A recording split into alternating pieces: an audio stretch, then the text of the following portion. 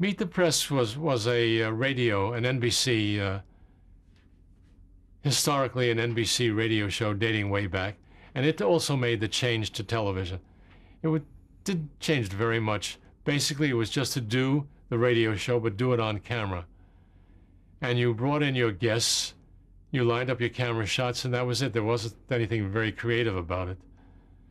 I did have a chance to introduce for the first time ever split screen, where you cut the screen in half, where I could have Lawrence Spivak, who did the interview, and the guest, whoever that might be, on camera looking at each other across actually what was a long table, having other reporters. And Meet the Press and shows like Youth Wants to Know, which were traditionally radio shows, then made the transformation to television. But the ad agencies became involved in that too. So the network lost control of it. The only way they could get back was through the formidable talent of some of the producers, a man like Coe, a man like Barry Wood, who were so extraordinary in what they could offer the network, the agency couldn't control them. What are some of the guests that you remember on the show? Well, I remember Begin. I remember looking through the files recently, Attorney General of the United States, McGrath,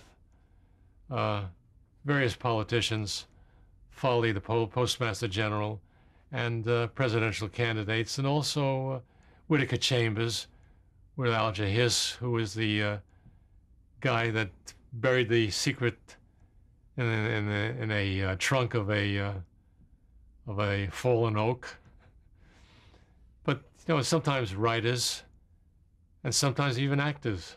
Were any of them controversial that you remember in those? They were all controversial. That's why they would get on the show to begin with. Mm-hmm. And Meet the Press stayed Meet the Press, and still is on the air today, of course. Can you say a word about Lawrence Spivak? What was he like? They were nice. They were all reporters who I would have a feeling with and for. And mainly it was picking the shots and cautioning them, and occasionally dealing with an extremely difficult guest.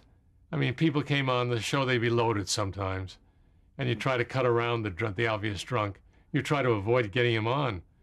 And I try to stop that by suddenly there'd be a illness, and it would not appear this week. That happened to me on 2 different occasions, where the guest was too drunk to appear, or would make a fool of himself. You try to save people from themselves. Do you think they did it because they were nervous to be on TV, or? I don't know why they did it. They did it because they were maybe alcoholics or whatever. But and what about Martha Roundtree? Well, she was the overall boss of the show in terms of getting the guest reporters and the guests on. Spivak was the host, but they interchanged their jobs. To me, they were one person, Martha and Lawrence. Was it unusual to have a woman producer in those things? No, not really. Mm-hmm. No, But the nature of the show was kind of a fixed show. Nobody went any place with it. There were shows like that. I did something called Author Meets the Critic, which basically is an author, and the rest are all critics. Same kind of physical framework as Meet the Press. And you got you got people that are out there trying to sell their books, and would use television. Was exciting. It was new.